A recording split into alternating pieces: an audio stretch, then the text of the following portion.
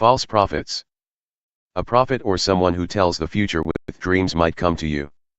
He might say he will show you a miracle or a sign. The miracle or sign might even happen. Then he might say, let's serve other gods. These are gods you have not known. And let's worship them. But you must not listen to that prophet or dreamer. The Lord your God is testing you. He is finding out if you love him with your whole being. Serve only the Lord your God. Respect him. Keep his commands and obey him. Serve him and be loyal to him. That prophet or dreamer must be killed. He said you should turn against the Lord your God. The Lord brought you out of Egypt. He saved you from the land where you were slaves. That prophet tried to turn you from doing what the Lord your God commanded you to do. You must get rid of the evil among you. Some relative might try to lead you to serve other gods. It might be your brother, your son, or daughter, or the wife you love. Or it might be a close friend. He might say, let's go and worship other gods. These are gods that neither you nor your ancestors have known. They are gods of the people who live around you. Some are nearby, and some are far away. They are from one end of the land to the other. Do not give in to him. Do not listen. Do not feel sorry for him. Do not let him go free or protect him. You must put him to death. You must be the first one to start to kill him. Then everyone else must join in. You must throw stones at him until he dies. He tried to turn you away from the Lord your God. The Lord brought you out of the land of Egypt, where you were slaves. Then everyone in Israel will hear about this. And they will be afraid. No one among you will ever do such an evil thing again. Cities to destroy. The Lord your God is giving you cities in which to live. You might hear something about one of them.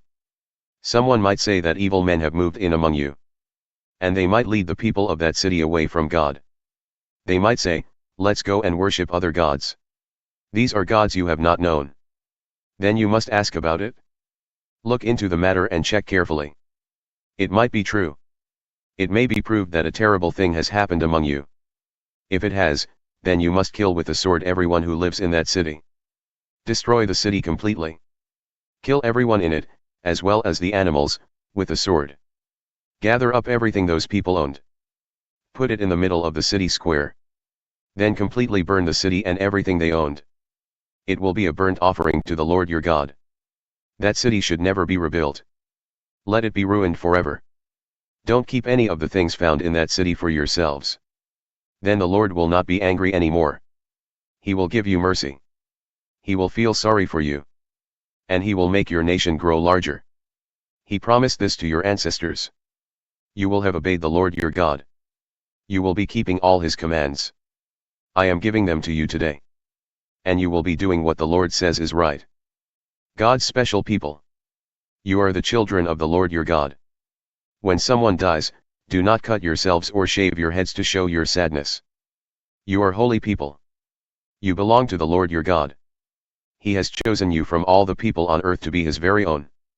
Do not eat anything the Lord hates. These are the animals you may eat: ox, sheep, goats, deer, gazelle, roe deer, wild goats, ibex, antelope, and mountain sheep. You may eat any animal that has a split hoof and chews the cud. But you may not eat camels, rabbits, or rock badgers. These animals chew the cud, but their feet are not divided. So they are unclean for you. Pigs are also unclean for you. They have split hooves, but they do not chew the cud. Do not eat their meat or touch their dead bodies. There are many things that live in the water. You may eat anything that has fins and scales. But do not eat anything that does not have fins and scales. It is unclean for you. You may eat any clean bird.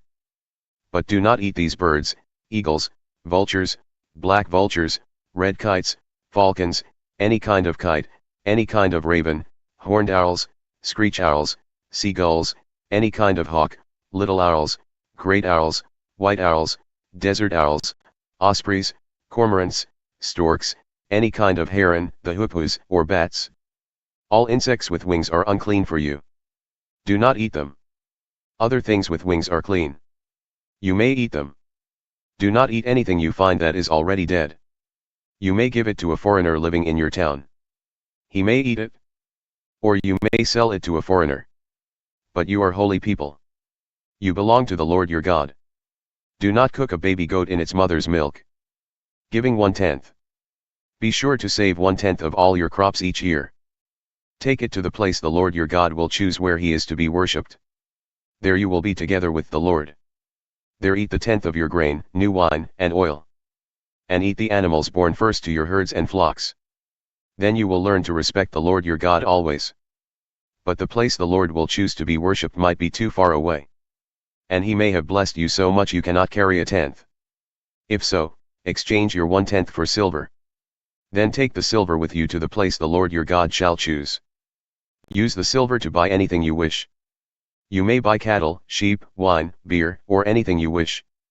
Then you and your family will eat and celebrate there before the Lord your God. Do not forget the Levites in your town. They have no land of their own among you. At the end of every third year, everyone should bring 1/10 of that year's crop.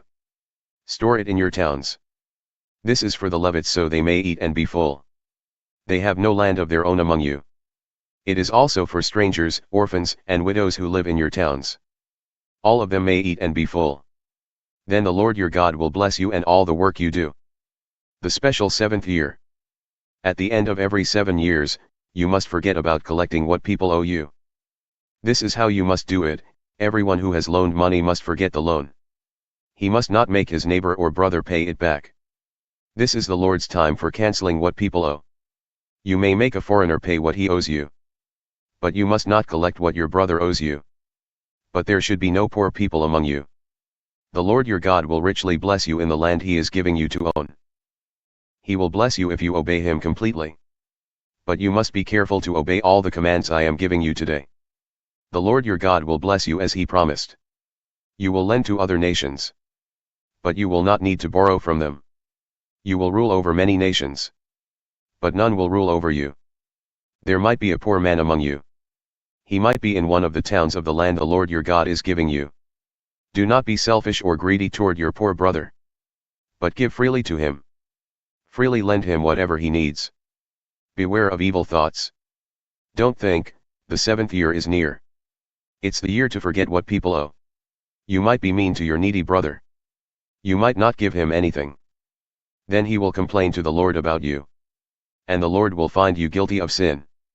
Give freely to the poor person. Do not wish that you didn't have to give. The Lord your God will bless your work and everything you touch. There will always be poor people in the land.